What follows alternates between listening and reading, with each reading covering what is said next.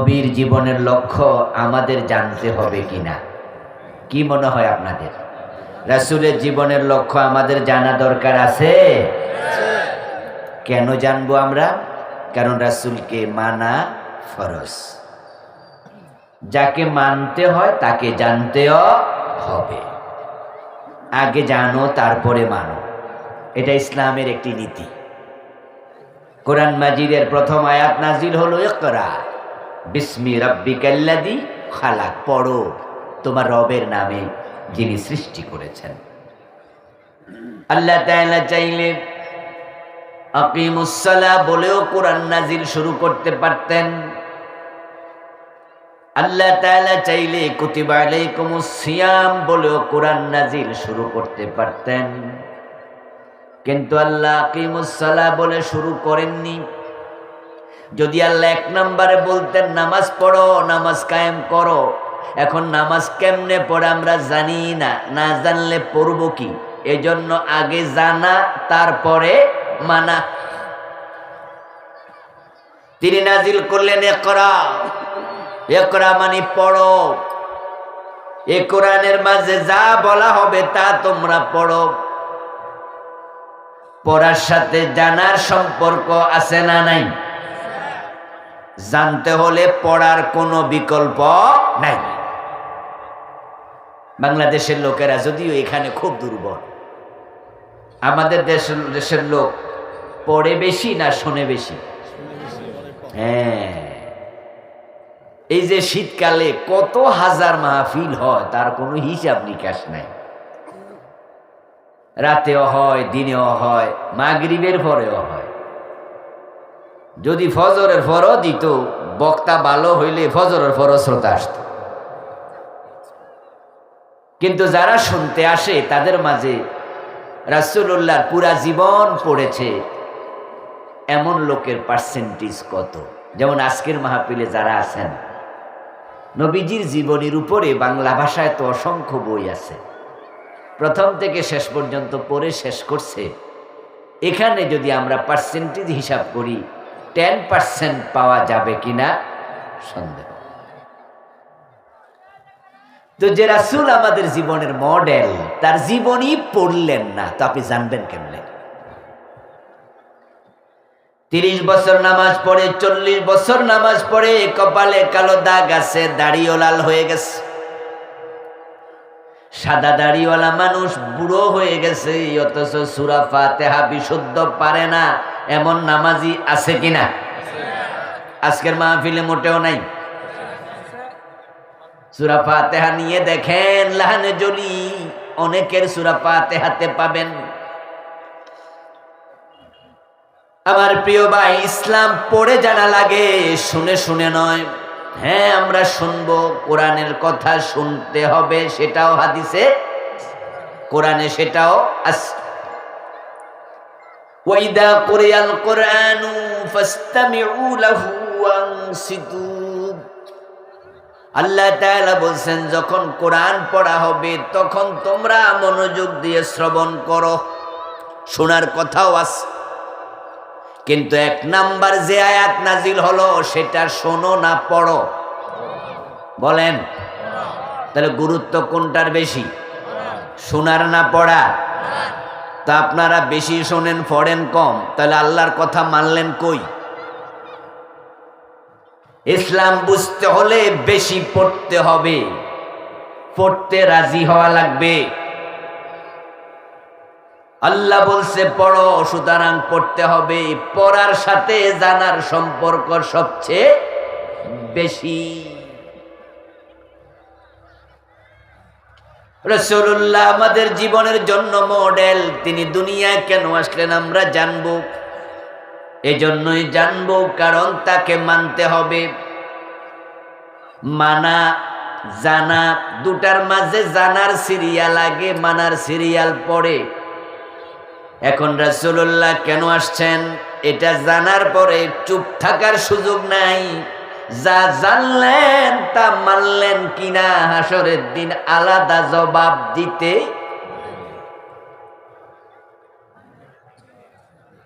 লা তাজুলু কদম ইবনে আদম হাত্তা ইউসআল আন খামস। হাদিসে আসছে 5টি প্রশ্নের জবাব দেওয়ার আগে কোনো মানুষকে কদম নাড়তে দেয়া হবে না। হাসরের দিন 5টা প্রশ্নের জবাব আপনাকে দিতে হবে। 1 নাম্বার, আন উমরিহি ফিমা আফনাহু, জীবন কোথায় কাটাইছো হিসাব দাও। 2 নাম্বার, আন শাবাবিহি ফিমা আবলাহু, যৌবন কোথায় কাটাইছো, যৌবনের হিসাব দাও। 3 নাম্বার, আন মালিহি মিন আইনা ইকতাসাবাহু, তোমার যে টাকা পয়সা ধন দৌলত ছিল কোন কোন জায়গা থেকে কামাই করছো হিসাব দাও। যারা টেবিলে ফাইল আটকায়া ঘোষ খাইছে হেরা হিসাবটা কি দিব? কি বিপদ! হিসাব কিন্তু দিতে হবে। যারা ব্যবসা করতে গিয়ে ওজনে কম দিছে, মালে ভেজাল দিছে, হেরা কি টাকা কামায় নাই? হিসাব কিন্তু দিতে হবে। কোন কোন জায়গা থেকে কামাইছো? 3 নাম্বার প্রশ্ন। 4 নাম্বার প্রশ্ন, ফিমান ফাকাহু, কোন কোন জায়গায় টাকা পয়সা খরচ করছো হিসাব দাও। সুতরাং যারা সিনেমার টিকিট কাটার জন্য টাকা খরচ করছে হিসাবটা দিব কেমনে? কত অপরাধ কাজে টাকা খরচ করছে, গানের সাদা দিছে, বিভিন্ন বাজে কাজে টাকা খরচ করছে। যারা প্রতিদিন 1 প্যাকেট করে বিড়ি খাইছে, টাকা লাগে নাই, আল্লাহরে কোয়া লাগবে, আল্লাহ বিড়ি খাইছিলাম। জর্দা খাইয়া লাখ লাখ টাকা খরচ করতেছে, জর্দা কোম্পানি কোটিপতি হয়ে গেছে। হেরা হিসাবে বিপদে পড়বো, কিতা থেকে কামাইছো? কব জর্দা বেচা বেচা কামাইছে, বিড়ি সিগারেট বিক্রি করে করে কামাইছি। বাজে হিসাব। যেই কাজে অনুমতি নাই সে কাজে কামাই করেছো কেন? এবার মারামারি শুরু। যেই কাজে অনুমতি নাই সে কাজে খরচ করছো কেন? মারামারি শুরু।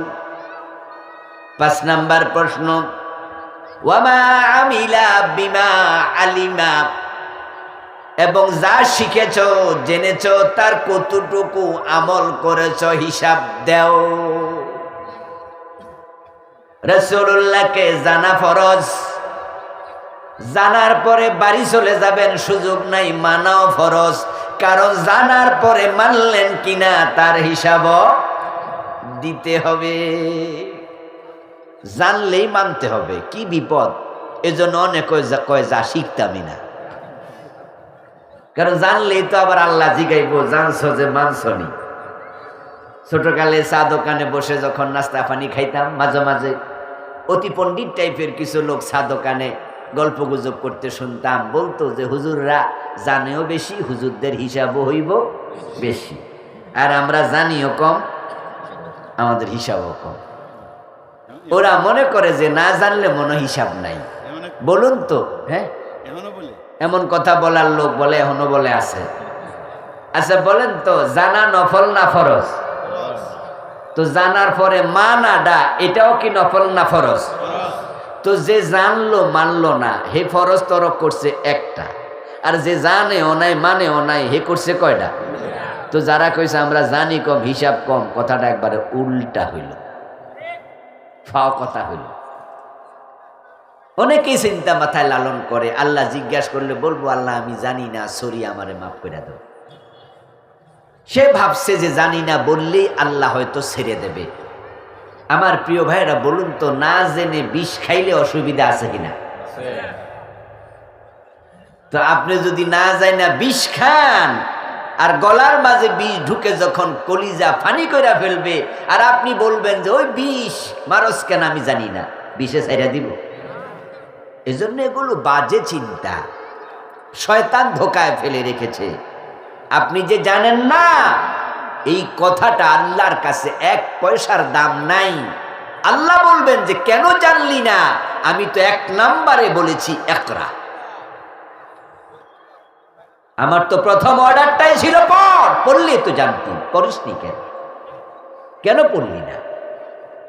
বিয়ে করতে জানলি, ছেলে মেয়ের বাবা হতে জানলি, টাকা পয়সা কামাই করে বাড়ি বানাইতে, গাড়ি কিনতে, জমি কিনতে জানলি, রাজনীতি করে নেতা হতে জানলি, doctor, MBBS, SPPS, FRCS, engineer, শিক্ষিত কত কিছু হইলি, সব জানলি, শুধু ইমান ইলম আসলটাই জানলি না। তোর মতো বান্দারে আমি 100 বছর 80 বছর হায়াত কেন দিছি? এই বাতাস থেকে তুই অক্সিজেন কেন নিলি? আমার সৃষ্টি করা ভাত মাছ কেন খাইলি? তুই জবাব দে। বিপদে পড়তে হবে, এজন্য হালকা চিন্তা করা যাবে না, গুরু গম্ভীর চিন্তা করতে হবে।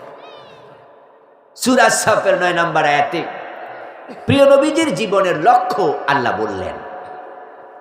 আল্লাহ নবীর জীবনের লক্ষ্য আমরা এই জন্যই জানবো যে উনার জীবনের লক্ষ্য যেটা, আমাদের জীবনের লক্ষ্য হবে হুবহু সেটা। উনি হলেন আমাদের ইমাম, আমরা উনার মুক্তাদি। উনি আমাদের উসওয়া, কুদওয়া, নামুজাজ, আইডল। তিনি আমাদের জন্য আদর্শ। উনি যেমন আমরা তেমন। তিনি যা বলবেন আমরা তা বলব, তিনি যা করবেন আমরা তা করব। উনি মাগরিবের নামাজ পড়েছেন 3 রাকাত ফরজ, আমরা 2 রাকাত পড়লেও বাদ, 4 রাকাত পড়লেও বাদ। উনি 4 রাকাত নামাজে আত্তাহিয়াতু পড়ছেন 2 রাকাতের পরে আবদুহু ওয়া রাসূলুহু পর্যন্ত, তারপরে তিনি খাড়াই গেছেন। আমরা আবদুহু ওয়া রাসূলুহু বলে খাড়াই যাই। যদি কেউ দুরূদ শরীফ পড়ে, হানাফি মাযহাব বলে তুমি সাও সেজদা দাও। আমি যদি বলি যে দুরূদ শরীফ ভালো জিনিস, আমি পড়ছি, সাও সেজদা দেব কেন?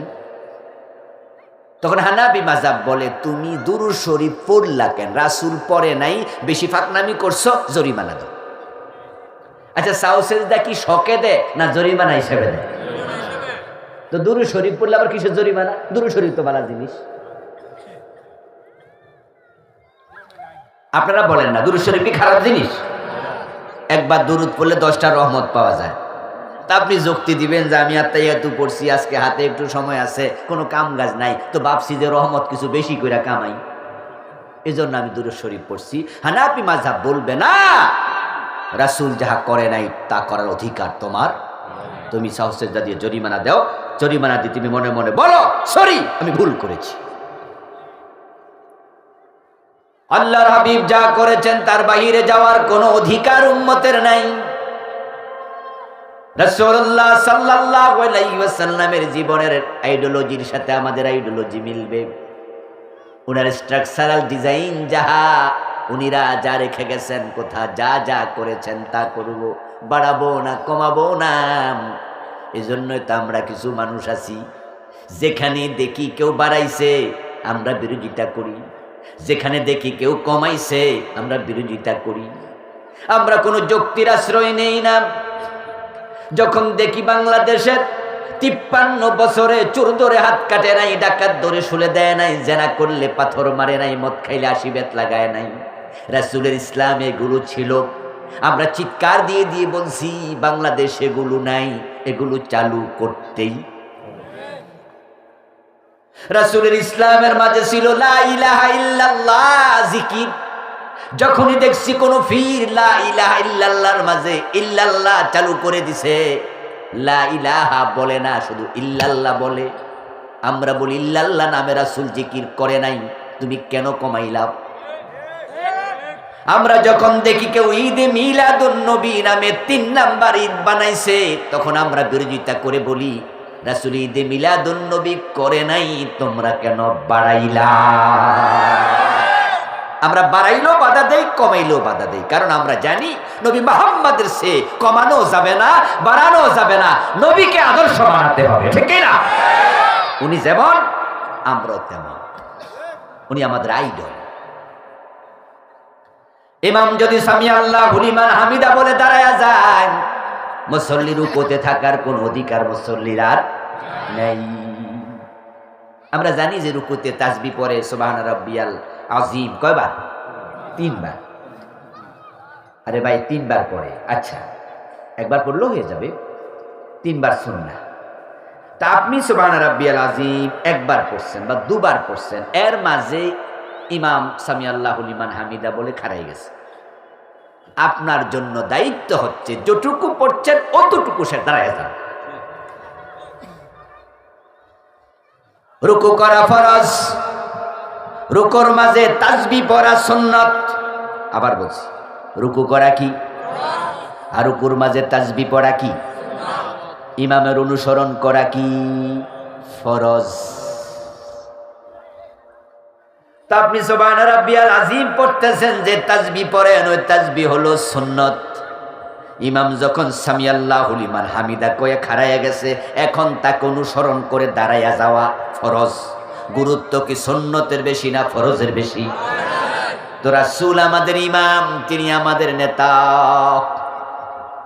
এজন্য পুরা জীবনে সব জায়গায় রাসূলকে অনুসরণ করাও ফরজ।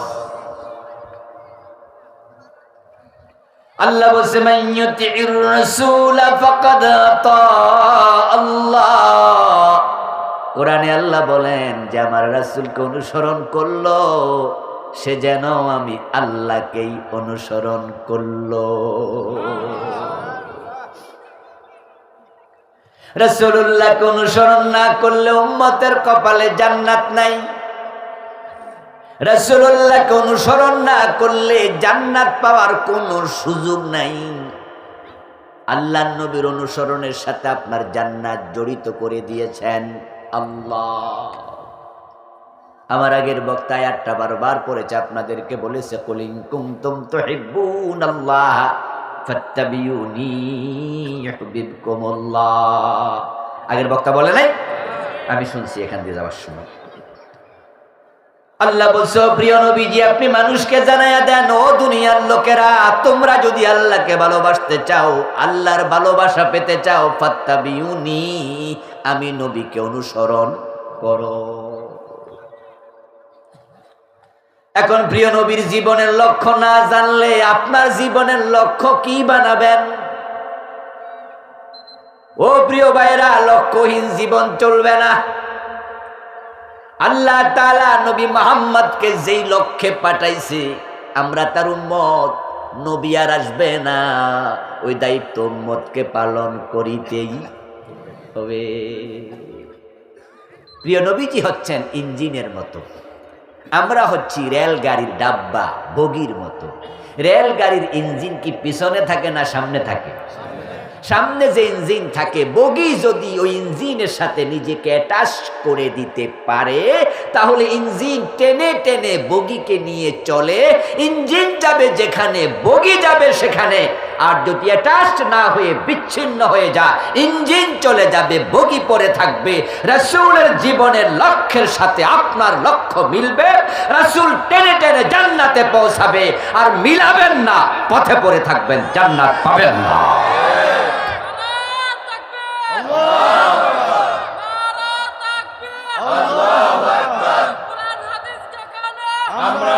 আমার প্রিয় ভাইরা, প্রিয় নবীজির জীবনের সাথে জীবনে লক্ষ্য মিলাতে হবে। প্ল্যান প্রোগ্রাম, লক্ষ্য নির্ধারণ আগে হয় না কাজ আগে হয়? মাশাআল্লাহ, বুদ্ধিমান লোকেরা বলেন কাজ শুরু করে আগে না লক্ষ্য আগে? হ্যাঁ, লক্ষ্যহীন কাজ পাগলে করে, কাজ করে পাগলেও। দেখবেন যে আপনাদের এলাকায় যদি কোনো পাগল থাকে, পাগল কি সারাদিন বাড়িতে বয়ে থাকে? পাগলের দেখবেন যে হাতে কিছুক্ষণ কটিয়া দি, কিছুক্ষণ ফাঁকন দিয়া, কিছুক্ষণ যাইয়া বাজিতপুর হেরে বিভিন্ন জায়গায় দেখবেন যে হাঁটতাছে। আচ্ছা, এই যে পাগলে হাঁটে, হাঁটা কি একটা কাজ না? কিন্তু হে যে কই যাইতেছে জিগাইলে কি কইব? এ পাগলা কই যাস? যাই না। অথচ হাঁটতাছে বলে যায় না। সে হাঁটে কিন্তু সে জানে না সে কোথায় যাবে। লক্ষ্যহীন যাত্রা, প্ল্যানহীন কাজ। কিন্তু আমরা যারা পাগল না, আপনি দেখবেন যে পাগল ছাড়া যত মানুষ, প্রত্যেকটা মানুষের প্রতিটা কদমে একটা লক্ষ্য থাকে। আপনি যদি আপনার ঘর থেকে বের হইয়া উঠানেও যান, অবশ্য কোনো কামে না কামে গেছে। আপনি যদি ঘর থেকে বের হন, আপনার বউ আপনারে জিজ্ঞাসা করে কোথায় যান, আপনি তখন জবাব দিলেন যে বাহিরে যাচ্ছি। উনি যে বলে কেন, আপনি তখন বলবেন যে ভালো লাগে না তো ঘুরতে যাচ্ছি। এটা একটা কাজ। বাজারে একটু কাজ আছে, একটু দোকানে যাচ্ছি, আমার এক দোস্ত আসবে, আগাইতে যাচ্ছি। আমার মাদ্রাসায় কাজ আছে, স্কুলে কাজ আছে, বাজারে কাজ আছে। দেখবেন আপনি ঘর থেকে বের হবেন, লক্ষ্য ছাড়া পাগল বের হয়, আর কেউ বের হয় না। এখন আমরা জীবন চালাচ্ছি, রাসূল যে লক্ষ্য বানাইছে ওই লক্ষ্য কি মানা দূরের কথা, অনেকে জানিও না। নবীজি মুহাম্মাদের জীবনের লক্ষ্য না জানার কারণেই তো বাংলাদেশে 92% মুসলমান আছে, ইসলাম নাই। এদেশে ইসলাম নাই, সব আছে, নামাজ রোজা হজ যাকাত সব আছে, ইসলামটা নাই।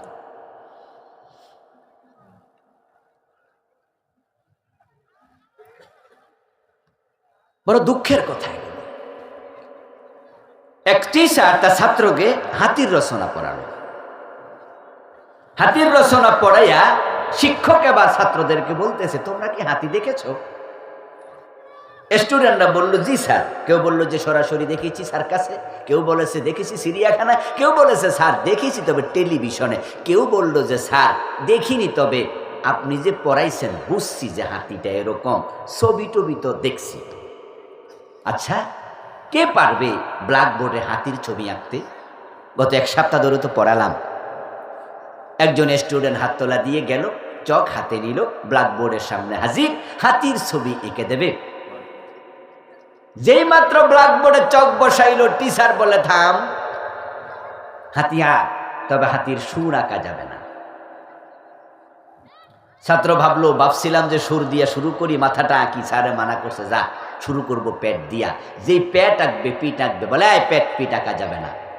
ছাত্র ভাবলো যে ঠ্যাং আঁকি, পা আঁকা যাবে না। হাত দিলে বলে আঁকা যাবে না, এটা করা যাবে না, ওটা করা যাবে না, মাথা আঁকা যাবে না, পেট আঁকা যাবে না, পিঠ আঁকা যাবে না, পা আঁকা যাবে না। তো সে ভাবলো যে ফিক্স ব্যাক সাইড পাশাটা আঁকি, সেটাও আঁকা যাবে না। ছাত্র দেখলো শেষ পর্যন্ত লেজ ছাড়া কিছু নাই। তখন বলল কি আঁকবো স্যার? স্যারে বলে লেজ। ছাত্র বলে লেজের নাম কি? হাতি। আপনি অর্ডার দিলেন হাতি আঁকতে, কিন্তু শেষ পর্যন্ত শুধু লেজের অনুমতি দিলেন, লেজের নাম তো হাতি না। হাতি যদি আঁকতে হয়, হাতির মাথায় দাঁত আছে, সুর আছে, পেট আছে, পিঠ আছে, পা আছে, সব কিছুর পরে লেজ আছে। শুধু নামাজ রোজার নাম ইসলাম না। ইসলাম তখনই থাকবে যখন আদালত ইসলাম পাওয়া যাবে, গণভবনে পাওয়া যাবে, বঙ্গভবনে পাওয়া যাবে, হাইকোর্টে পাওয়া যাবে, সুপ্রিম কোর্টে পাওয়া যাবে, মসজিদ মাদ্রাসার মতো অর্থনীতি, সমাজনীতি, রাজনীতি সব জায়গায় পাওয়া যাবে। তখনই বুঝে যাবে দেশে ইসলাম আছে।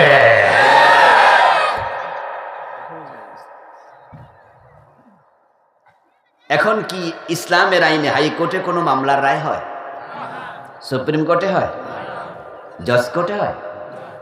ইসলাম দিয়ে গণভবন চলে, বঙ্গভবন, সচিবালয়, মন্ত্রণালয়, এমপি সাহেবরা চলে। আচ্ছা, ইসলাম দিয়ে অর্থনীতি, সমাজনীতি চলে, রাজনীতি, শিক্ষানীতি চলে। তো কই ইসলাম? কই? শুধু মসজিদে 5 ওয়াক্ত নামাজ, এটার নামে কি ইসলাম? লেজের নামও হাতি না, আর নামাজ আর টুপিদারির নাম ইসলাম না। ইসলাম তো অনেক বড়। প্রিয় নবীজি সাল্লাল্লাহু আলাইহি ওয়াসাল্লামের জীবনের লক্ষ্যটা না জানার কারণেই বাংলাদেশে আজকে ইসলাম ত্রাহি ত্রাহি করছে। ইসলাম আজকে চলে গেছে। এখন ইসলাম আছে কিতাবে, মুসলিম আছে কবরে। যারা ভালো মুসলিম ছিল তারা মরে গেছে। ইসলাম সমাজে ছিল, সেটা এখন কিতাবের ভিতরে আছে। সমাজে এখন ইসলাম নাই, কারণ নবী মুহাম্মাদের জীবনের লক্ষ্যটা আমরা ভুলে গেছি। এখন জান্নাতে যেতে হলে নবীর জীবনের লক্ষ্যের সাথে আপনাকে আমাকেও আমাদের জীবনের লক্ষ্য মিলাতেই হবে। ইমাম যদি রুকুতে যায়, মুসল্লিও রুকুতে যাবে। ইমাম যদি সেজদায় যায়, মুসল্লিও সেজদায় যাবে। তিনি আমাদের আইডল ইমাম, ওনার মতোই জীবনটা আমাদেরকে সাজাতেই হবে। যদি আপনি জীবন রাসূলুল্লাহ জীবনের আলোকে সাজান, রাসূল বলছে মান আহাব্বা সুন্নতি ফাকাদ আহাব্বানি ওয়া মান আহাব্বানি কানা মাই ফিল জান্নাহ। যে আমার সুন্নাহর আলোকে জীবন সাজাবে, সে আমি নবী মুহাম্মদকে ভালোবাসলো তার প্রমাণ দিতে পারবে। আর যে আমার জীবন তার জীবন একাকার করবে, একরকম বানাবে, তাহলে সে আমার সাথে জান্নাতে ডুববে। আর যে রাসূলুল্লাহ জীবনের আইডলে, জীবনের আলোকে নিজের জীবন সাজাবে না, ওই ডিজাইনে নিজেকে ফিট করবে না, রাসূল তাকে বলেছে সে আবা। আর যে আবা সে জাহান্নামী। কুল্লু উম্মতি ইয়াদখুলুনাল জান্নাতা ইল্লা মান আবা। নবীজি মুহাম্মদ সাল্লাল্লাহু আলাইহি ওয়াসাল্লাম বলেন আমার সব উম্মত জান্নাতে যাবে, কিন্তু আবা যে অস্বীকারী সে জান্নাতে যেতে পারবে। কিলা ইয়া রাসূলুল্লাহি মান আবা, প্রশ্ন করলেন কোন একজন সাহাবী, ও নবী আবাকে অস্বীকারীকে? ক্বালা মান আতানি দাখালাল জান্নাতা ওয়া মান আসানি ফাকাদ আবা। প্রিয় নবীজি বলছেন যে আমি নবী মুহাম্মদকে অনুসরণ করবে সে জান্নাতে ঢুকবে, যে আমাকে অনুসরণ করবে না সে আবা, তার কপালে জান্নাত নাই। এবার আপনাদের কাছ থেকে জবাব নেব, জান্নাতে যেতে হলে নবী মুহাম্মদকে অনুসরণ প্রয়োজন আছে না নাই? রাসূলকে অনুসরণ করতে বলেছেন কে? আল্লাহ। ফাত্তাবিউনি ইউহিব্বুকুমুল্লাহ, আমি নবীকে অনুসরণ করো তাহলে স্বয়ং আল্লাহ তোমাদের ভালোবাসবেন।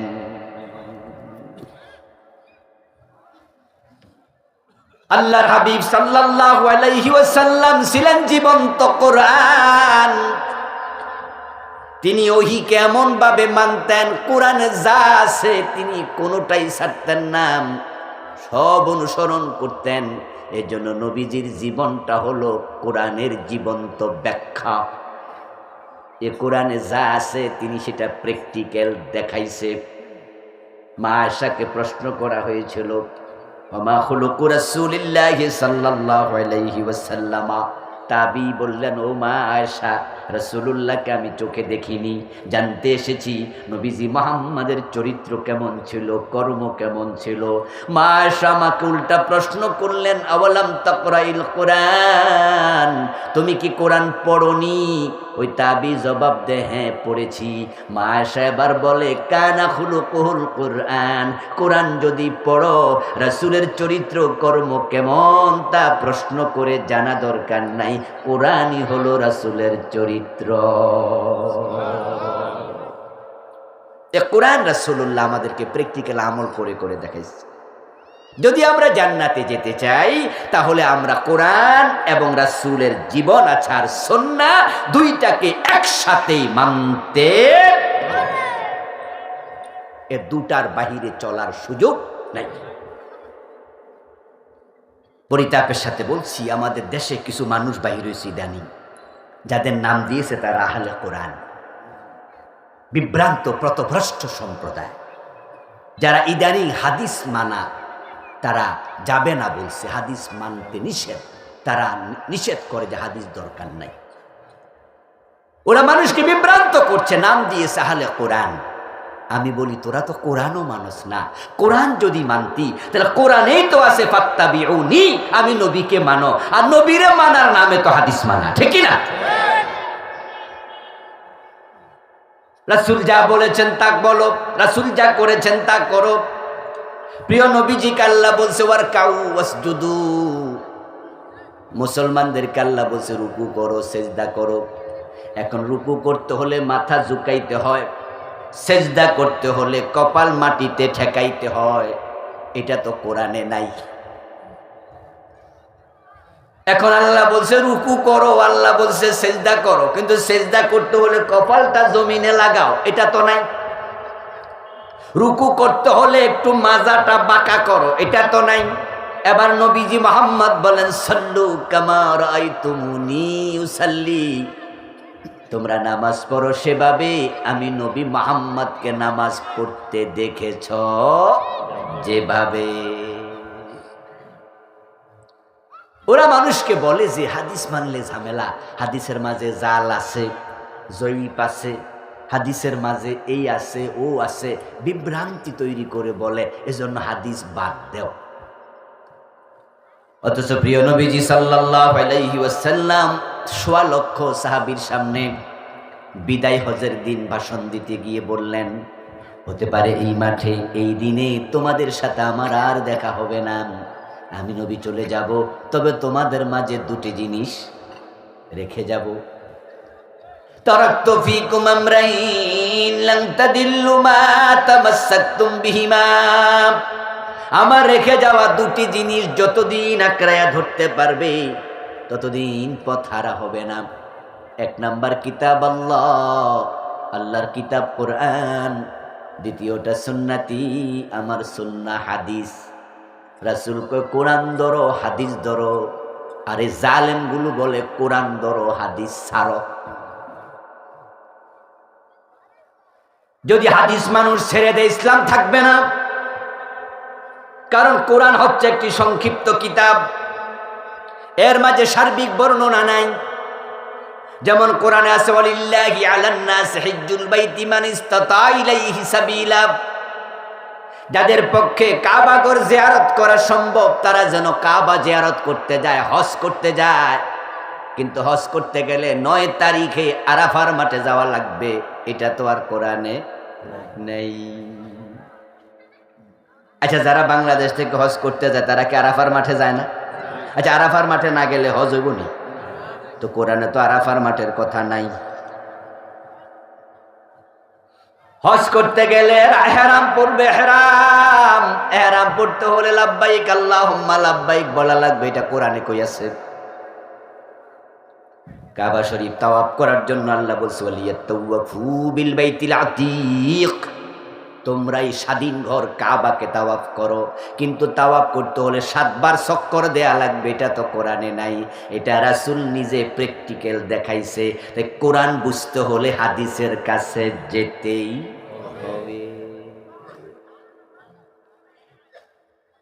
আমার বন্ধু, কোরআন মাজিদে আছে আকিমুস সালাতা ওয়া আতুজ যাকাত, তোমরা নামাজ পড়ো, তোমরা যাকাত দাও। যাকাত দেওয়ার কথা কোরআনে আছে, কিন্তু কত টাকা থাকলে যাকাত দিতে হবে সেটা তো কোরআনে নাই। আবার যাকাত দিতে গেলে শতকরা 2.5 টাকা দিতে হবে, এটা কোরআনে নাই। তাহলে যাকাত কত হইলে দিবেন, কত টাকা দেবেন, এটা বুঝতে হলে হাদিসের কাছে যেতেই। কোরআনে আছে ফানকিহু মা তাবা লাকুম মিনান নিসাই মাসনা ওয়া সুলাসা ওয়া রুবা, তোমরা তোমাদের পছন্দসই নারী বিয়ে করো। এখন বিয়ে করার কথা কোরআনে আছে, কিন্তু ইজাব লাগবে, কবুল লাগবে, এটা কি কোরআনে আসেনি? এটা তো কোরআনে নাই, এটা রাসূলের হাদিসে আছে। এইভাবে যদি আমি বলতে থাকি, ডজন ডজন বলতে থাকবো। কোরআনের প্রতিটা আয়াত বুঝতে চাইলে হাদিসের সহযোগিতা নিতেই হবে। আমি শুনেছি আপনাদের এলাকাতেও নাকি আহলে কোরআন ঢুকছে, 2-1টা নাকি অলরেডি ঢুকে গেছে। এগুলো ক্যান্সারের ভাইরাস, এগুলো দেহের মাঝে ঢুকলে দেহ থাকে না। যদি এলাকায় এগুলো ঢোকে, ওদের সাথে মিশবেন না, তাদের কথা শুনবেন না, শুনলে ঈমান বাঁচবে না, ঈমান মরে যাবে। যারা হাদিস অস্বীকার করে তারা কাফের, তারা কাফের, তারা কাফের, কারণ তারা আল কোরআনের অসংখ্য আয়াত স্বীকার করছে। আরেক দল আছে, নিজের নাম দিছে হিজবুত তাওহীদ, ওগুলো কোরআনকে ইসলামকে বিকৃত করে দিচ্ছে। শুনলাম নাকি এই এলাকায় এই ভাইরাসও ঢুকছে, ওদের ব্যাপারেও সতর্ক করছি, খুব সাবধান। এই দেশে তাদের যে নেতা ছিল, ও বেটা ডাইরেক্ট বিড়ি টানতো, ডাইরেক্ট বিড়ি টানতো। ওদের নামাজ দেখলে আপনি আশ্চর্য হবেন, রাসূলকে ফলো করে নামাজ পড়ে না, নামাজের মাঝে কেরাত পড়ে একবারে ভাষণের স্টাইলে, তারপর রুকু দেয়, এইভাবে সেজদা দেয়, মানে কি যে করে আশ্চর্য হয়ে যাবেন। এবং বেড়া বেড়ি একসাথে চলে, পর্দা করে না, পুরা চেহারা খোলা রাখে, চুল দেখা যায়, ঘাড় দেখা যায়, পিঠ দেখা যায়, অবস্থা বড় খারাপ। ওদের দেহের মাঝে যেই পরিমাণ কাপড় ঢেকে রাখা উচিত নারীরা সে পরিমাণ কাপড় ঢেকে রাখে। অথচ রাসূলুল্লাহ সাল্লাল্লাহু আলাইহি ওয়াসাল্লামের স্ত্রীদের থেকে আমরা পর্দার বিধানগুলো নেব, কারণ শরীয়তে নারীদের পর্দা কতটুকু দরকার এটা রাসূল তার স্ত্রীদেরকে শিখিয়েছেন সবার আগে, কন্যাদেরকে শিখিয়েছেন সবার আগে। আমি দেখেছি হিজবুত তাওহীদের মিটিংয়ে নারী পুরুষ একসাথে বসে আছে। ওরা বলে পর্দা নাকি হালকা, চেহারা খোলা রাখলে অসুবিধা নাই, চুল খোলা রাখলে অসুবিধা নাই। ও দোস্ত, আমি তোমাকে বলি মা আয়েশার দিকে তাকাও। মা আয়েশা রাদিয়াল্লাহু তাআলা আনহা বলতেছেন, হজের সময় আমরা যখন পুরুষ এবং নারী একসাথে কাবা তাওয়াফ করতাম, তখন আমরা আমাদের চেহারার অংশটুকু নেকাবটা খুলে রাখতাম, সরাইয়া রাখতাম। যখনই পুরুষ আমাদের পাশ দিয়ে যেত আমরা নেকাব টেনে দিতাম।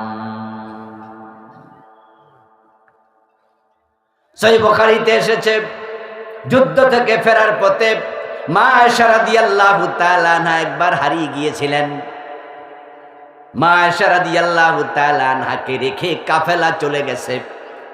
তিনি একা একা মরুভূমির মাঝে শুয়ে পড়লেন, ভাবলেন আমাকে খুঁজে যখন পাবে না তখন খুঁজতে আসবে।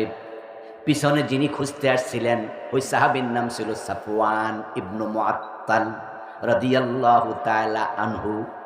উনি সকালবেলায় ভোরবেলায় এসে দেখেন একজন নারী শুয়ে আছে। কাছে আগালেন, কিছুটা আবছা অন্ধকার, কিছুটা আলো। কাছে গিয়ে দেখেন মা আয়েশা। মা আয়েশাকে দেখে তিনি বললেন, ইন্না লিল্লাহি ওয়া ইন্না ইলাইহি রাজিউন। মা আয়েশা বলেন, আমার কানের মাঝে একজন পুরুষের কণ্ঠস্বর বেজে উঠল, সাথে সাথে ফাখাম্মারতু ওয়াজহি বিজিলবাবি, আমি আবার চাদর দিয়ে আমার চেহারা ঢেকে নিয়েছি। তাহলে মা আয়েশা থেকে দুটি হাদিস শোনালাম। হজের সময় পুরুষরা যখন আমাদের সামনে দিয়ে যেত আমরা নেকাব টেনে নিতাম। সাফওয়ান যখন আমাকে সেখানে পড়ে থাকতে দেখে ইন্না লিল্লাহ বলল, আমার জেলবাব দিয়ে আমার নেকাব দিয়ে ঢেকে নিলাম চেহারা। তাহলে মা আয়েশার জীবনে চেহারা ঢাকার হাদিস, আর তারা কয় চেহারা ঢাকা লাগবে না, এবং ঘাড় দেখায়, চুল দেখায়। আমার দোস্ত, বিভ্রান্ত হওয়া যাবে না। আমি বলছিলাম নবী মুহাম্মদ অনুসরণীয়, অনুকরণীয় আদর্শ। উনার ইসলাম যেমন আমাদের ইসলাম হবে হুবহু তেমন। এখন রাসূলুল্লাহকে আল্লাহ কেন পাঠালেন? রাসূলের জীবনের লক্ষ্য নিয়ে আল্লাহ কোরআনে 3টি সূরাতে আলোচনা করেছেন, যেটা আমি পড়েছি। সূরা সফ আয়াত নাম্বার 9, সূরাতুল ফাতহ আয়াত নাম্বার 28, সূরাতুত তাওবাহ আয়াত নাম্বার 33। সূরা 3টা, আয়াত 3টা, কিন্তু কথা একটা, হুয়াল্লাযী আরসালা রাসূলাহু বিল হুদা ওয়া দীনিল হক লিইয়ুযহিরাহু আলাদ-দীনি কুল্লি। এক কথা আল্লাহ 3 বার বলেছেন, তিনি আল্লাহ যিনি নবী মুহাম্মদকে পাঠিয়েছেন হুদা দিয়ে। হুদা মানে কোরআন, ওয়া দীনিল হক, এবং সত্য ধর্ম দিয়ে পাঠিয়েছেন। সত্য ধর্ম মানে ইসলাম। এবার আপনাদের থেকে শুনবো, সত্য ধর্ম কি? ইসলাম। আবার বলুন, সত্য ধর্ম কি? ইসলাম। তাহলে ইসলাম ছাড়া যত ধর্ম আছে সত্য না অসত্য? ইন্নাদ-দীনা ইনদাল্লাহিল ইসলাম। আর একাত আল্লাহ বলেন, আল্লাহর কাছে ধর্ম একটাই, সেটার নাম হলো ইসলাম। বাকি যত ধর্ম সব অসত্য, সব বাতিল।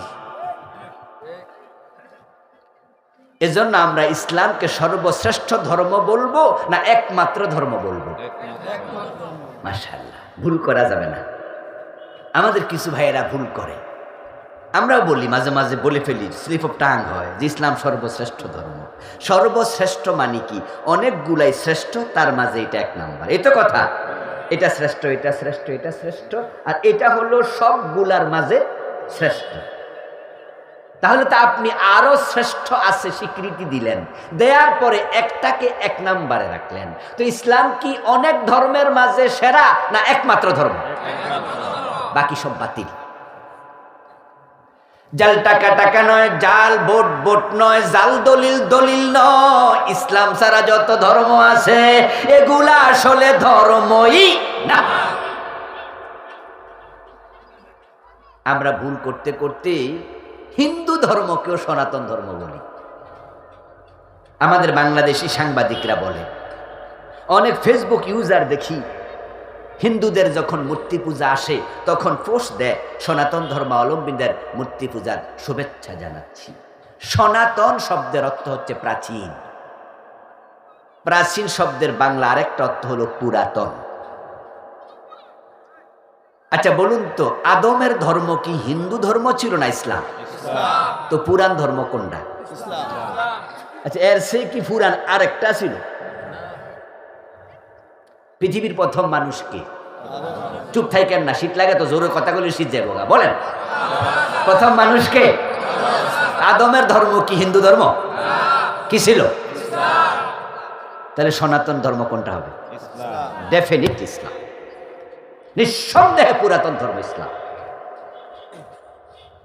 আদম আলাইহিস সালামের যুগে মূর্তি পূজাই ছিল না, শীষ আলাইহিস সালামের যুগে মূর্তি পূজাই ছিল না। মূলত মূর্তি পূজা শুরু হয়েছে নূহ আলাইহিস সালামের যুগ থেকে। এর আগে শত শত বছর চলে গেছে, তখন পৃথিবীতে কোনো মূর্তি ছিল না। ও প্রিয় ভাইয়েরা, হযরত আদমের ধর্ম হলো এক নাম্বার ধর্ম পৃথিবীর। উনার ধর্ম ইসলাম ছিল। ইব্রাহিম আলাইহিস সালামের ধর্মের নাম কি? মিল্লাত আবিকুম ইব্রাহিম হুয়া সাম্মাকুমুল মুসলিমিন। ইব্রাহিমকে মুসলিম বলা হয়, তিনি মুসলিম নাম রেখেছেন আমাদের, তিনি নিজেও ছিলেন মুসলিম। আল্লাহ তাআলা বলছেন, ক্বালা লাহু রাব্বুহু আসলিম, ক্বালা আসলামতু লিরাব্বিল আলামিন। ইব্রাহিম আলাইহিস সালামের সন্তান ছিল হযরত ইসমাইল, হযরত ইসহাক। ইসহাকের সন্তান ছিল হযরত ইয়াকুব। ইয়াকুব আলাইহিস সালামকে বলা হয় ইসরাইল, উনার সন্তানদেরকে বলে বনি ইসরাইল। ওই বনি ইসরাইলের নবী মুসা, বনি ইসরাইলের নবী ঈসা। তো ইব্রাহিমের ধর্ম যদি ইসলাম হয়, নবী মুসার ধর্ম ছিল ইসলাম।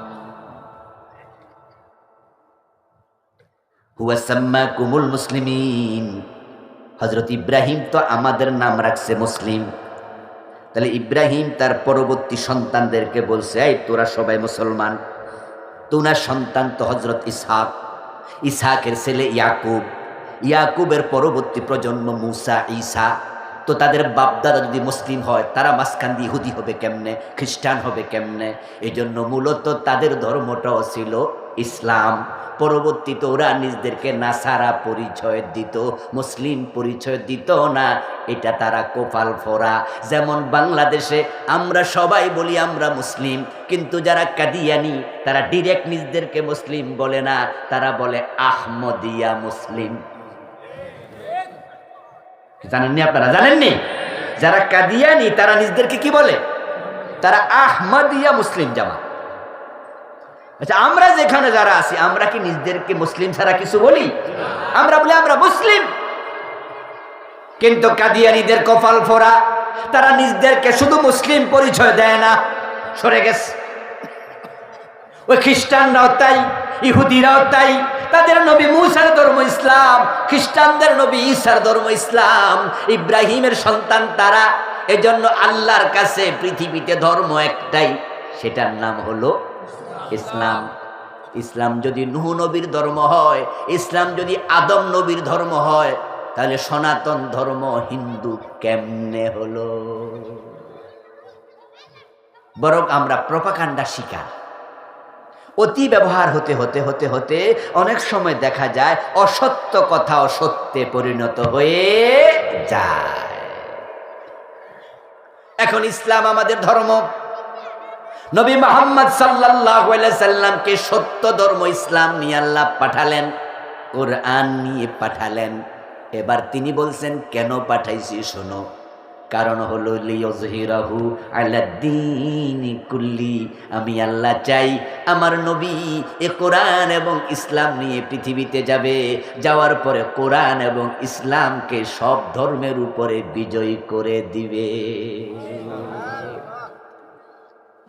যত মত আছে, পথ আছে, আইন আছে, চিন্তা আছে, আদিয়ানে বাতেল আছে, সমাজে যা আছে সবটার উপরে আমার নবী ইসলামকে বিজয় করবে। সুবহানাল্লাহ।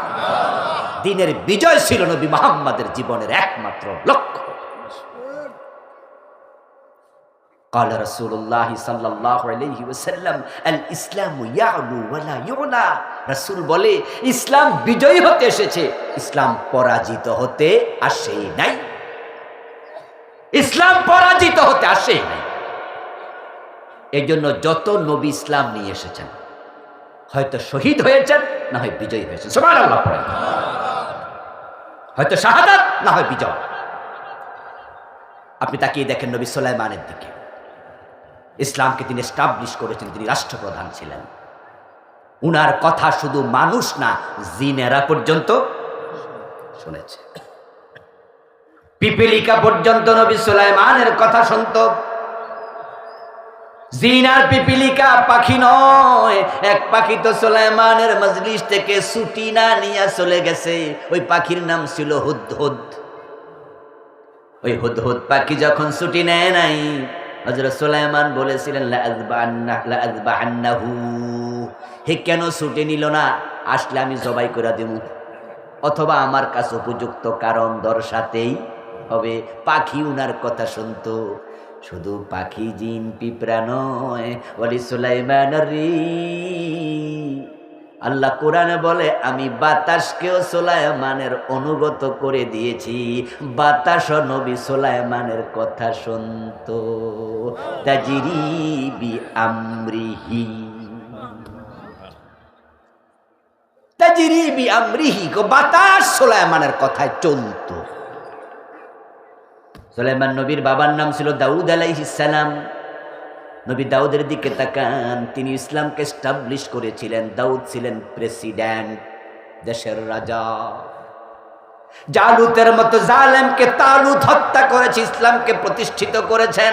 নবী মুহাম্মাদের দিকে তাকান, আবু জেহেল শেষ, নবী মুহাম্মদ 10 বছর মদিনার প্রেসিডেন্ট। 8ম হিজরিতে মক্কা সহ বিজয়ী হয়েছে। পুরা অঞ্চলে নবী মুহাম্মদ নেতৃত্ব দিয়েছে। ইসলাম পরাজিত হতে নয়, শাসন করতে এসেছে। আবু বকর, ওমর, ওসমান, আলী রাদিয়াল্লাহু তাআলা আনহুম 30 বছর অর্ধ দুনিয়া চালাইছে। এবার আপনাদের কাছে আমার প্রশ্ন, সুবহানাল্লাহ তো অনেক কইলেন, এবং আলোচনা শুনে ইসলামের সৌন্দর্য দেখে নিজের কাছে একটু গর্ব গর্ব লাগছে। সেই ইসলামের অনুসারী আমি একজন মুসলিম, সেজন্য আমি গর্বিত। কিন্তু প্রশ্ন, 53 বছরের বাংলাদেশে ইসলাম কি বিজয়ী না পরাজিত? আল্লাহর কাছে এই জন্য কি আপনাদের দাঁড়াতে হবে না? জবাব দিতে হবে না? হ্যাঁ, যদি এদেশে হিন্দুর সংখ্যা বেশি হতো, ইহুদি খ্রিস্টান বৌদ্ধের সংখ্যা বেশি হতো, তাহলে আমরা আল্লাহকে বলে দিতাম যে আল্লাহ আমরা পারিনি, আমরা পারিনি, সংখ্যালঘু ছিলাম। কিন্তু এখানে 92% নাকি মুসলমান। কি জবাব দেবে? আল্লাহর হাবিব সাল্লাল্লাহু আলাইহি ওয়াসাল্লামের নবুয়তের জীবন ছিল 23 বছর। সাহাবীর সংখ্যা ছিল 1.25 লাখ। তো 1.25 লক্ষ সাহাবী নিয়ে 23 বছর নবুয়তের জিন্দেগিতে ইসলামকে যদি বিজয় করতে পারেন, আমরা তো মুসলমান আছি 16 কোটি। আমাদের কামটা কি? রাসূলুল্লাহর জীবনের লক্ষ্য যে দ্বীনের বিজয়, এটা তো অনেক হুজুরে কয় না, অনেক ইমামে বলে না, অনেক বক্তাই বলে না, অনেক পীর সাহেবই ওয়াজ করে না। এই 3 আয়াত শুধু আমি একা পড়ি নাই, সব হুজুররা পড়ে তো আলেম হয়েছে। রাসূলের জীবনের লক্ষ্য দিনের বিজয়।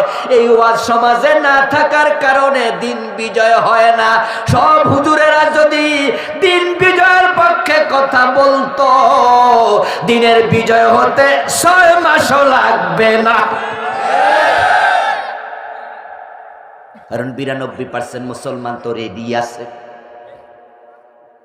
ওদের কাছে তো ইসলাম নতুন করে পৌঁছানোর প্রয়োজনই নাই। তারা তো মুসলিম পরিচয় দিয়ে গর্ববোধ করে। এই দেশে নামাজের ওয়াজ আছে, রোজার ওয়াজ আছে, হজের ওয়াজ আছে, যাকাতের ওয়াজ আছে। এই জন্য আলহামদুলিল্লাহ সমাজে এখনো নামাজ, রোজা, হজ, যাকাত 4টাই আছে। জুমার দিন তো মসজিদে দেখবেন যে জায়গা হয় না মুসল্লি। ঢাকায় গেলে তো দেখবেন যে 2 তলা 3 তলা 4 তলা সব বইরা যায়। রমজান মাসে আলহামদুলিল্লাহ এখনো দেখবেন যে রোজা রাখে গ্রামের ছোট বাচ্চারাও, এবং মুক্তবে পড়ে এমন বাচ্চাও রোজা রাখে, আছে না? 7 বছর 6 বছরের বাচ্চা রোজা রাখে। তারপরে ফেসবুকে ছবি তুললা, বাবা স্ট্যাটাস দেয়, দোয়া করবেন আমার বাচ্চার বয়স 6 বছর, সে একটা রোজা রাখছে। ও বন্ধু, যারা বেরোজগারি রোজার মাসে তারাও লজ্জায় মুখ লুকায়। রাস্তার পাশে দোকানে খাইলে দোকানে পর্দা টানাইয়া খায়, ঠিক নেই? বউ পর্দা করে না, কিন্তু দোকান পর্দা করে। দোকানদারে বউয়ের কাপড় নিয়ে দোকানে ঝুলা। শরম শরম লাগে। মানুষ কি কইব রোজার দিন খাইলে? দেখবেন আশ্চর্য, আলহামদুলিল্লাহ রোজার ওয়াজ এখনো থাকাতে সমাজে রোজা পাওয়া যায়। হজের পক্ষে ওয়াজ আছে, এজন্য মানুষ নামের আগে আলহাজ লিখা মজা পায়, ঠিক না? অনেক তো কুইয়ে দেয় আমার নামের আগে আলহাজ লিখিয়ে, এবং হাজি সাহেব না করলে মাইন্ড করে, এতটি টাকা খরচ করে হজ করলাম, বেটা হাজি করতে পারস না। এবং এমন আছে অনেকে যে হজ করে না, হেরে হাজি কইল মুস্কি মুস্কি আসে, ও মাশাআল্লাহ আমার হাজি কইছে। হজের ওয়াজ আছে, তাই মানুষ হজকে এখনো ভালো আমল জানে, যার কারণে সিনেমার নায়কেরাও মাঝে মাঝে হজ করে। রাশেদ খান মেনন, হাসানুল হক ইনুর মতো লোক যারা ইসলাম পাইলে জবাই করে দিত, হেরাও হজে গেছে। মক্কা শরীফে গিয়া সেলফি তুলে তারপরে ফেসবুকে দিছে, আমি হজ করতে এসেছি। হুজুরদের হজের ওয়াজের রেজাল্ট, সিনেমার নায়ক হজ করে।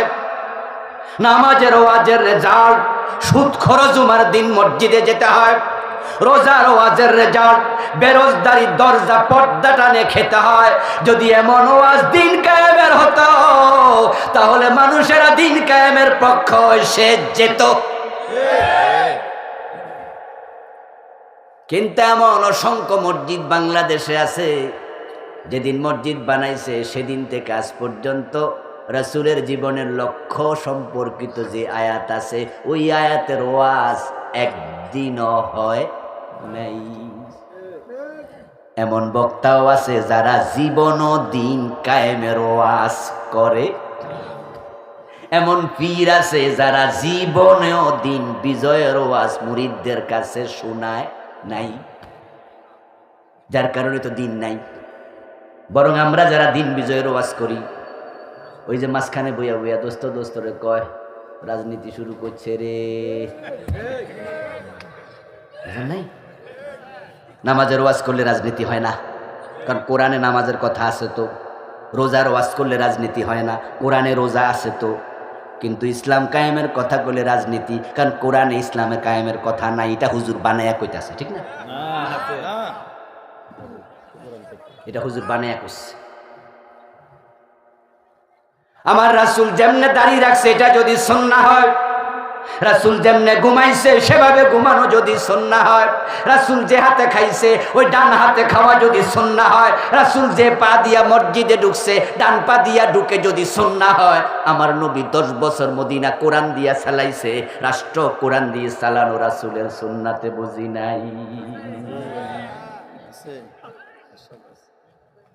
এই ওয়াজ নাই কেন রে দোস্ত? কেন কমে গেল? বরং রাস্তার পাশ দিয়ে হেঁটে যাচ্ছে দুই দোস্ত, যাইতে যাইতে কয় যে গাড়ির গ্লাসটা নামা, প্রাইভেট কারে করে যাচ্ছে, ওয়াজ চলতেছে মেইন রোডের পাশে, যে হুজুর কি ওয়াজ করে, এই গ্লাসটা একটু নামাই দে তো শুনি। কানে আসছে যে হুজুর বলতেছে ইসলাম কায়েম করিতেই হবে, ইসলামের বিজয়। তখন তো বুঝা লাইছি হুজুর মনে অমুক দলের কর্মী। তাহলে দিন কায়েম ইসলামের বিজয় আপনি একটা দলের হাতে তুলে দিচ্ছেন, তো এই এক দলের হাতে তুলে দেওয়ার কারণে 53 বছর বাংলাদেশ হয়ে গেল, ইসলাম কায়েমের কোনো লক্ষণ নাই। আমরা সবাই মিলে যদি শুরু করে দেই, এদেশে দিন বিজয় কেউ ঠেকাতে পারবে না। সবাই মিলে করতে হবে, সবাই মিলে। ওয়াতাসিমু বিহাবলিল্লাহি জামিআ ওয়ালা তাফাররাকু, এটা সবাই মিলে করতে হয়, সবাই মিলে। আনাকিমুদ্দিন ওয়ালা তাতাফাররাকু, আলাদা হলে হবে না। এখন সকলে কেন বলে না? কোরআনে তো আছে, তারা বলে না। না বলার কারণ আছে বন্ধু, আমরা রাসূলের সুন্নাহ মানি না তা নয়, আমরা সবাই সুন্নাহ মানি। দাঁড়িয়ে আছে, টুপি আছে, পাজামা পাঞ্জাবি পড়ছি, পাগড়ি মেসওয়াক আছে। সুন্নাহ না মানলে কি আর শীতের মাঝে ফজরের নামাজ পড়ি? হ্যাঁ, সুন্নাহ মানি ততক্ষণ সুবিধা আছে, বিপদ আছে যেখানে। এই যে আপনাদের কিশোরগঞ্জ জজকোর্ট আছে, আসেনি? জজকোর্টে দুই একজন ম্যাজিস্ট্রেট 5 ওয়াক্ত নামাজ পড়ে, জজ নামাজ পড়ে, এমন 2-4 জন অফিসার আছে না? জোহরের নামাজ পড়ার জন্য জজকোর্ট মসজিদে গেল। যাওয়ার পরে ইমাম সাহেব 2 রাকাত পড়ার পরে আর তাহিয়াতু পড়তে ভুলে গেছে বসতে। উনি বরং আল্লাহু আকবার কইয়া খাড়াইতে শুরু করছে। যখন ইমাম সাহেব 2 রাকাত পড়ে না বসে দাঁড়াইতে থাকে, আমরা মুক্তাদিরা কি দাঁড়াই না লোকমা দেই? আমরা পিছন দিয়ে সতর্ক করি। আচ্ছা, মুক্তাদিরা যখন লোকমা দেয়, জজ সাহেব লোকমা দেয় নাই? উনিও ভাবছে যে হুজুর এটা করলো কি, এখন তো বইতে হুজুর যে খাড়াই যায়, উনিও লোকমা দিছে। 2 রাকাত পড়ার পরে রাসূল বসেছেন। মাসালা হলো 2 রাকাত পড়ে বসে 4 রাকাত বিশিষ্ট নামাজ আর তাহিয়াতু পড়তে হবে, এটা ওয়াজিব। এই জন্য রাসূলের তরিকা মতো হয় নাই, হুজুরে লোকমা দিল। হুজুরও মনে পইরা গেল ভুল করছি, হুজুরও বসে গেল। তারপরে আর তাহিয়াতু পড়ে খাড়াইলো, তারপর 2 রাকাত পড়ে নামাজ সুন্দরভাবে শেষ করলো। নামাজের পরে এবার হাকিম সাহেব আদালতে গেল, চেয়ারে গিয়ে বসলো, চুরির মামলার রায় দিল। রায় দেওয়ার সময় রাসূলের আইনে, আল্লাহর আইনে চোর ধরে হাত কাটার রায় দেয়া ওয়াজিব না ফরজ? উনি নিশ্চয়ই হাত কাটার রায় দিছে। তো হুজুর রেজে লোকমা দিল। কিছুক্ষণ আগে জজ সাহেব না হুজুরের লোকমা দিল। আচ্ছা, হুজুর কি ফরজ ছাড়ছিল না ওয়াজিব? আর উনি ছাড়ছে কোনটা? গুরুত্ব কোনটার বেশি? হ্যাঁ, কারণ আছে, উনিও চোরের হাত কাটা রায় দেবে না। এবার বলুন তো, হাকিম সাহেব যেখানে রায় শোনায়, ওখানে হাকিম সাহেব একা না আরো লোক আছে? বাদী মুসলমান, বিবাদী মুসলমান, সাক্ষী মুসলমান, আসামি মুসলমান, পুলিশ দাঁড়ায় আছে হ্যান্ডকাফ হাতে নিয়ে, হেরাও মুসলমান। সংবাদ লেখার জন্য কলামিশরা, সাংবাদিকরা দাঁড়ায় আছে, হেরাও মুসলমান। ইমাম যখন ভুল করেছে তখন সবাই লোকমা দিছে, হাকিম যখন ভুল করেছে, ও হাকিম আপনি ভুল আইন দিলেন কেন? চোর ধরে হাত কেটে দেন, কোরআনে আছে। এই লোকমা কয়জনে দিছে? তো হুজুরে সোজা পাইছেন? চাচাকে হুজুরে নরম পাইছে। আসলে সব লোকমা হুজুরের সামনে কেন? হুজুর ওয়াজিব ছাড়লে হুজুরে যদি লোকমা দেন, বেড়া তো ফরজ ছাড়ছে, এখানে লোকমা দরকার আছে না নাই? যান এবার হাকিমের কাছে। ও হাকিম সাহেব, আপনি তো আজকে জোহরের নামাজে হুজুরে লোকমা দিছিলেন ওয়াজিব ছাড়ার কারণে, আপনি চোর ধরে হাত কাটলেন না কেন? এটা তো ফরজ। হাকিম জবাব দেবে, মিয়া আমার চাকরি খাইতে আইছো কেন? যদি আমি চোর ধরে হাত কাটার আইনটা এখনই দেই, এখনই ডিগ্রি দেই যে তার হাত কেটে দাও, আসরের আগে চাকরি, উল্টা রাষ্ট্রদ্রোহ মামলায় পড়ার সম্ভাবনাও আছে। তাই আমিও রাসূলের হাদিস বুঝি, সুন্নাহ বুঝি, কোথায় লোকমা দিতে হয় বুঝি, কিন্তু চাকরি ছাড়ার ঝুঁকিতে যাবো না। সুন্নাহ মানব ততক্ষণ বিপদ নাই যতক্ষণ এখানে বিপদ আছে। কিসের সুন্নাহ?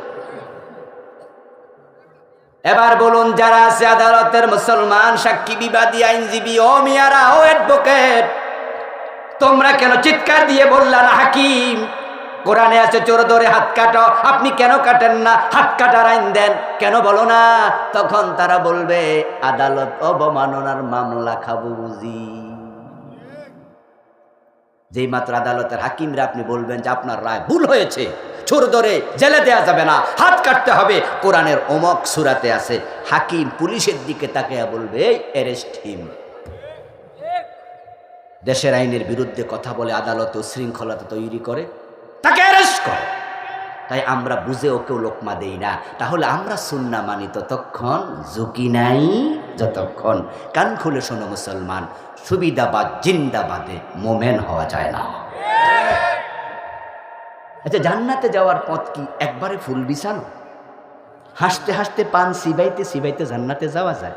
বরং আমরা তো হাদিসে পড়েছি হুফফাতিল জান্নাহ বিল মাকারিহ ওয়া হুফফাতিন নারু বিশ-শাহওয়াত, সহিহ বুখারীর হাদিস।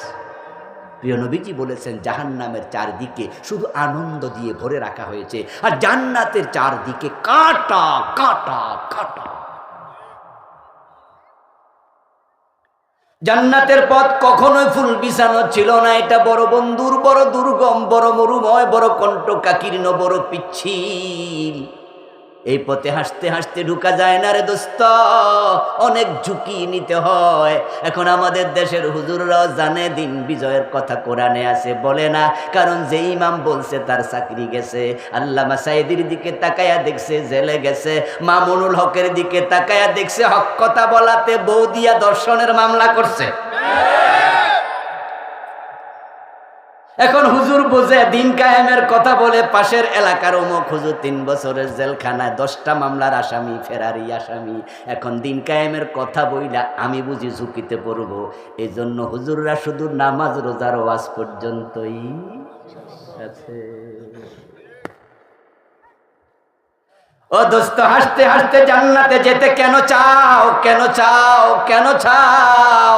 যদি আরামে আরামে জান্নাতে যাওয়া যেত, নবী ইব্রাহিম অগ্নিকুণ্ডে নিক্ষিপ্ত হওয়া লাগতো না, মূসা নবী দেশ থেকে হিজরত করা লাগতো না, নবী মুহাম্মাদের দিকে তাকায় দেখো দাঁত নাই, হযরত ইমাম হুসাইনের দিকে তাকায় দেখো কল্লা নাই, রাসূলের চাচা হামজার দিকে তাকাও, হামজার কলিজা নাই।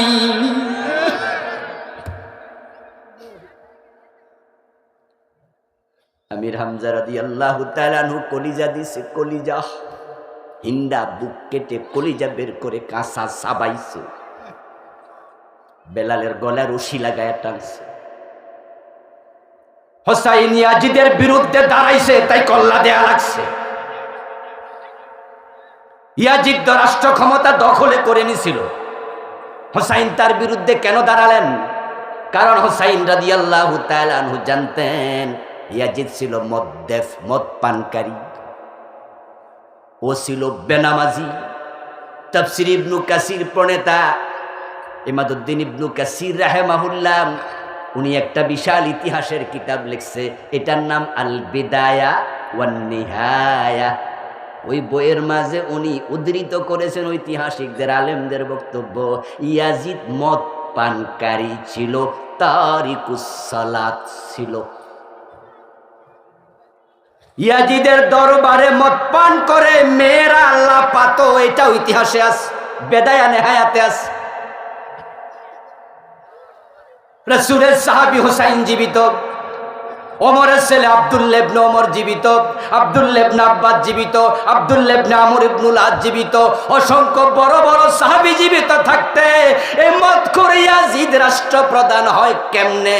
এজন্য হুসাইন বলছেন তাকে প্রেসিডেন্ট মানা যাবে না। ও দোস্ত, ইমাম হুসাইন রাদিয়াল্লাহু তাআলা আনহু ব্যক্তিগত কোনো ক্ষমতার লোভ ছিল নাকি? বাস্তবতা কি? যে চেয়ারে বসে নবী মুহাম্মদ দেশ চালাইছে, আবু বকর ওমর ওসমান আলী দেশ চালাইছে, ওই চেয়ারের মাঝে আমিরে মুয়াবিয়া বসে দেশ চালাইছে। রাসূলের বড় সাহাবী কাতিবুল ওহী ওই চেয়ারের মাঝে মদখোর ইয়াজিদ বসতে পারে না, কারণ গাড়ির ড্রাইভিং সিটে মাতালকে যদি বসায় আর যাত্রী যদি হাজী সাহেব হয়, বসে বসে সুবহানাল্লাহ তাসবিহ টিপে, মাতাল যদি গাড়ি নিয়ে খালে যায়, ওই হাজী সাহেব খালের পানিতে ডুবা লাগবে।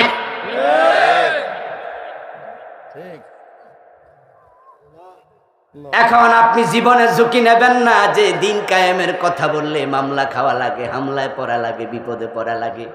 এই জন্য আপনারা অনেকে বলেন না, না বলার কারণেই তো 92% মুসলমানের দেশে দিন কায়েম হচ্ছে না। আলহামদুলিল্লাহ এবার একটু মোটামুটি ঝুঁকি কমছে। আগস্টের 5 তারিখের পরে এখন জালেমরা আর মাথা উঁচু করে কথা বলতে পারে না। এখন আলেমদের কথা বলার সময় এসেছে, ঠিক কি না? আগস্টের 5 তারিখের আগ পর্যন্ত আমরা আলেমরা একটু টেনশনেই ছিলাম। বাংলায় প্রবাদ ছিল, চোরের মনে পুলিশ পুলিশ, কিন্তু গত 15 বছর এই প্রবাদ উল্টে হুজুরের মনে ঢুকে দিচ্ছে। এর জন্য আমরা বক্তারাও তো মাহফিল আসার আগে ভাবতাম যাওয়ার সময় অ্যারেস্ট হই না, আসার সময় হই না, মাহফিল চলাকালে হই, কওয়া তো যায় না। তাই আমরাও ভাবতাম পুলিশ পুলিশ পুলিশ পুলিশ, ছোট হুজুর বড় হুজুর, আলিয়ার হুজুর কৌমের হুজুর, রাজনীতি হুজুর রাজনীতি সারা হুজুর, মোটামুটি কারোরে ছাড়ে নাই। বড় বড় আলেম প্রায় সবাই বেজ্জতি করছে, তবে 2-4টা মুনাফেক আলেম ছাড়া, যারা দুদিক থেকে সুবিধা নেয়। তারা আওয়ামী লীগ সরকারের আমলও সুবিধায় ছিল, এরা বর্তমান সরকারের আমলও সুবিধায় আছে, কারণ ওরা দুই দিকেই মুখ রাখে। কিছু মুনাফেক ছাড়া, যেমন আপনাদের এই কিশোরগঞ্জে একটা মুনাফেক আছে, এটার নাম ফরিদউদ্দিন মাসউদ।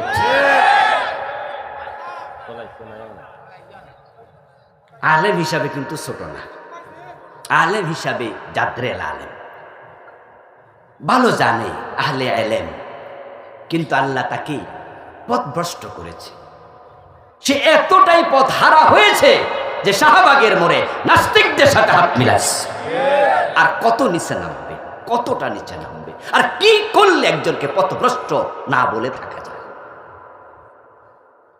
এই জাতীয় কিছু সুবিধাবাদী আলেম ছাড়া বাকি কেউ বাঁচে নাই। আল্লামা জুনাইদ বাবু নগরী রাহেমাহুল্লাহর মতো বয়োবৃদ্ধ হাটহাজারী মাদ্রাসার এত বড় মুহাদ্দিস, হেফাজতের মহাসচিব, পিটাইয়া 2টা হাঁটু লুজ বানায় রিমান্ডে নিয়ে পিটাইছিল, 2 হাঁটু একবার ফুলাই ফেলছিল। আমার দোস্ত আলহামদুলিল্লাহ, আগস্ট বিপ্লবের পরে এসে 5 তারিখের পর থেকে আজকে 3.5 মাস 4 মাস হয়ে, 4 মাস তো পার হয়ে গেল নাকি? আলহামদুলিল্লাহ 4 মাস পার হয়ে আরো কয়েকদিন হলো, 4 মাস 5 দিন 6 দিন হয়ে গেল। এই 4 মাসের মাঝে বাংলাদেশের সীমানায় কোনো আলেম অ্যারেস্ট হয় নাই, বরং এখন কষ্টে আছে হাসানুল হকিনু, রাশেদ খান মেনন, রাম এবং বামেরা, তাদের দালালেরা, দোসরেরা, যারা বাংলার দুশ্মন, ইন্ডিয়ার সাথে সম্পর্ক রেখে বাংলাদেশকে যারা কারাগার বানিয়েছিল, তারা এখন মাথা নিচু করে আছে। আল্লাহ এখন আমাদের সুযোগ দিয়েছে। এখন যেহেতু আমরা সুযোগ পেয়েছি, দিন বিজয়ের জন্য এখন কথা বলা দরকার আছে না নাই? যদি এখনো চুপ থাকেন তাহলে আল্লাহর কাছে জবাবটা কি দেবেন? কথা সবাই বলেন, সবাই বলেন, সবাই বলেন। দিন যদি বিজয় হয়, নামাজের ওয়াজান লাগবে না, আইন হয়ে যাবে সংসদে, আজান হওয়ার সাথে সাথে দোকান বন্ধ করতেই হবে। অনুচ্ছেদ করা হবে, মূল আইন নামাজের সাথে, আজানের সাথে সাথে দোকান বন্ধ করো।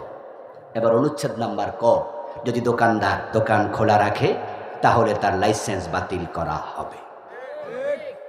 খ, ওই দোকানদারকে 7 দিনের জেল দেয়া হবে। ঘ, দোকানে যদি কোনো কাস্টমার পাওয়া যায় তাকেও একই শাস্তিতে দণ্ডিত করা হবে। যদি আপনি আইন করে দেন তাহলে কটিয়াদি বাজারে আজানের পরপর যদি সকল মুসল্লি, সকল দোকানদার দোকান বন্ধ করে মসজিদের দিকে দৌড়াতে থাকে, এক এক মসজিদে 3 বার 5 বার জামাত হওয়া লাগবে, মুসল্লি টাকা দেওয়া লাগবে না। আল্লাযীনা ইন মাক্কান্নাহুম ফিল আরদি আকামুস সালাহ ওয়া আতাউয যাকাত ওয়া আমারু বিল মা'রুফ ওয়া নাহাউ আনিল মুনকার। এটা আল্লাহর অর্ডার। আমি ইসলামী রাষ্ট্র যখন কোথাও দেই 4টি কাজ করতে হবে। আল্লাহ বলে 1 নাম্বার নামাজ কায়েম করো। ইমাম আবু হানিফা, শাফি, মালিক, আহমদ ইবনে হাম্বল রাহিমাহুমুল্লাহ 4 ইমাম ঐক্যমত, কোন বালেগ নামাজ না পড়িলে প্রমাণিত হলে তাকে জেলে দিতে হবে। ইমাম শাফি রাহিমাহুল্লাহ বলছেন জেলে দেওয়ার আগে কিছু পিটুনি দিতে হবে।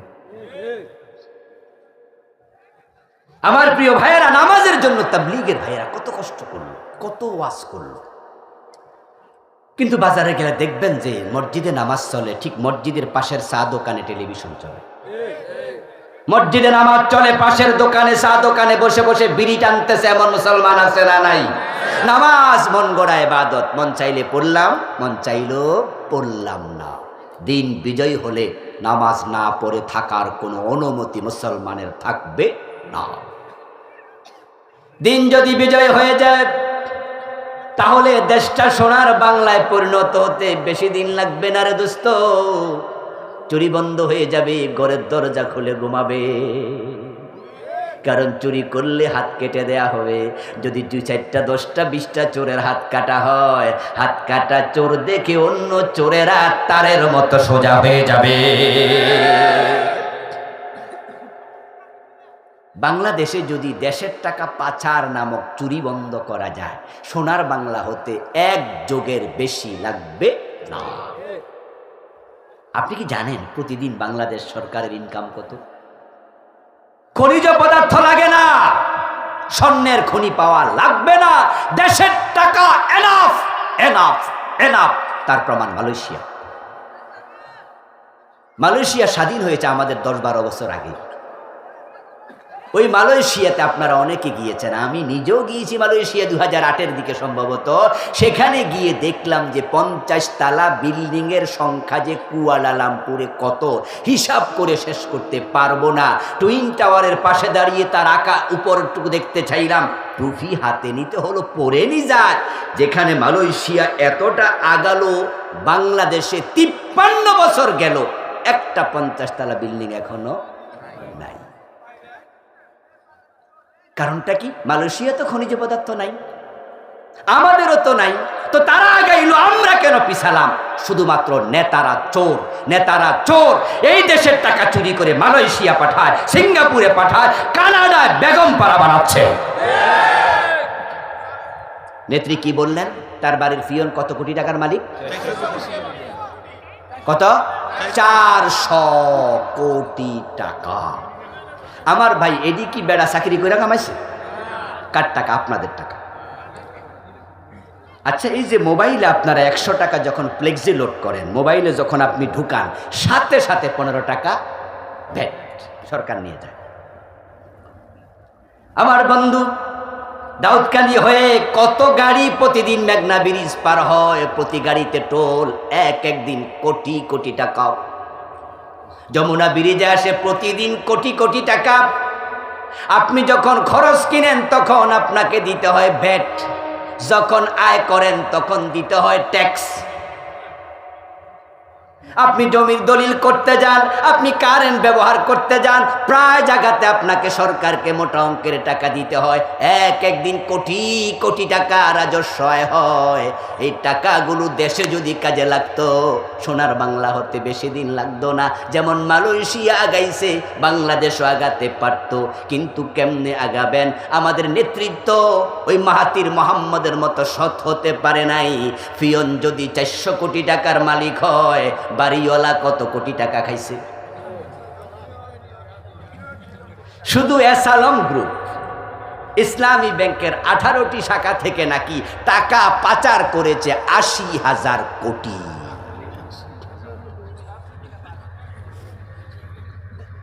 আপনাদের বাড়ির পাশে যে বড় বড় রাস্তাগুলো আছে, আমি আজকেও দেখলাম এখানে কটিয়াদি থেকে বাজিতপুরের দিকে গেলাম একটি প্রোগ্রাম করতে, সেখানে দেখি রাস্তায় কাজ চলতেছে। আমার ড্রাইভার সাহেব সহ আমরা গাড়ির ভিতরে মন্তব্য করলাম যে রাস্তায় কাজ চলছে, যে কার্পেটিং করছে সেটা 2 থেকে 2.5 ইঞ্চি হবে। তা আমি বললাম যে 2 থেকে 2.5 ইঞ্চি কার্পেটিং এত দুর্বল, 2 মাস পরে চামড়া থাকবে না। এটা যদি 8 ইঞ্চি করতো তাহলে এটা 5 বছর যেত। প্রিয় ভাইয়েরা, বেটা কোত্থেকে করবে? বাজেট যদি 100 কোটি টাকা হয়, বাজেট যখন পাস করাইছে তখনই তো 10% শেষ, একবারে শুরুতেই 10 কোটি শেষ, রইল 90 কোটি। তারপরে এবার টাকা যে অফিসার দেবে, হে কয় আমারে দেন 5%, গেল আরো 5 কোটি। এলাকার নেতারা যাইয়া খাড়ায়, এমনি আমার এলাকায় কাজ করবা চলবে না, আমাকে দেও 10%। এইভাবে দিতে দিতে যখন কমে, তখন যে কন্ট্রাক্টর হে কয় সবাই খাইতে পারলে আমি খাইলে দোষ কি? তো বাজেটের যে খানাটা শুরু করছে কারা? এদেশের নেতারা, ঠিক না? ওখান থেকে শুরু হয়েছে। 100 কোটি টাকা বাজেট, 40 কোটি টাকার কাজ হবে, 30 কোটি টাকার কাজ হবে, 70 কোটি নাই হয়ে যাবে। আবার 3 বছর পরে আবার বাজেট করো, আবার রাস্তা বানাও। তো সোনার বাংলা হবে কেমনে? যদি ব্যাপারটা এমন হতো 1 টাকা দুর্নীতি চলবে না, হাত কাটার আইন শুরু করে দাও, তখন বলা হবে ব্যবসা করো 10%, 15%। তুমি 100 কোটি বাজেট, 10 কোটির বেশি ব্যবসা করতে পারবা না। 90 কোটির কাজ করো। 90 কোটি যদি কাজে লাগতো, এক রাস্তা 15-20 বছর করা লাগতো না। সারা দেশের রাস্তা ঠিক করতে 1 যুগের বেশি লাগবে না।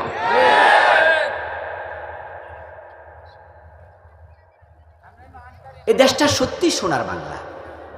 আমি বলি মাঝে মাঝে, আমাদের কবি রবীন্দ্রনাথ ঠাকুর কবিতা লিখছেন, আমার সোনার বাংলা আমি তোমায়। আসলেও বিদেশ না গেলে এই দেশের সৌন্দর্য বোঝা যায় না। কোন কবি লিখেছে আমি জানি না, নামটা আমার জানা নাই। তিনি লিখেছেন, এমন দেশটি কোথাও খুঁজে পাবে না কো তুমি, সকল দেশের রানী সেজে আমার জন্মভূমি। কবি রবীন্দ্রনাথ লেখার পিছনে কারণ ছিল, কারণ তিনি ইউকেতে লেখাপড়া করছেন, আপনার এই যে লন্ডনে, বিলেত বলতো আগে, বিলেত। ওনারা দেখেছেন যে বিলেতের যে আবহাওয়া, লন্ডনের আবহাওয়া 3 থেকে 4 মাস বরফে ঢাকা থাকে পুরা দেশ। ইউরোপ আমেরিকার অনেকগুলো দেশ আল্লাহ আমাকেও যাওয়ার সুযোগ দিয়েছে, আমিও দেখেছি। এই অগাস্টে আমি আমেরিকায় 22 দিন ছিলাম। আমি 2021 একবার গেলাম, 10 দিন মাত্র ছিলাম। এত ঠান্ডা যে আমার নাকের ভিতরে রক্ত জমে গেছে। আমি বাংলাদেশি ভাইদেরকে বললাম যে ভাই এত ঠান্ডা সহ্য করেন কেমনে? বলে হুজুর ঠান্ডা তো এখনো আসেই নাই, মাত্র শুরু। আপনি যদি থাকেন ডিসেম্বরের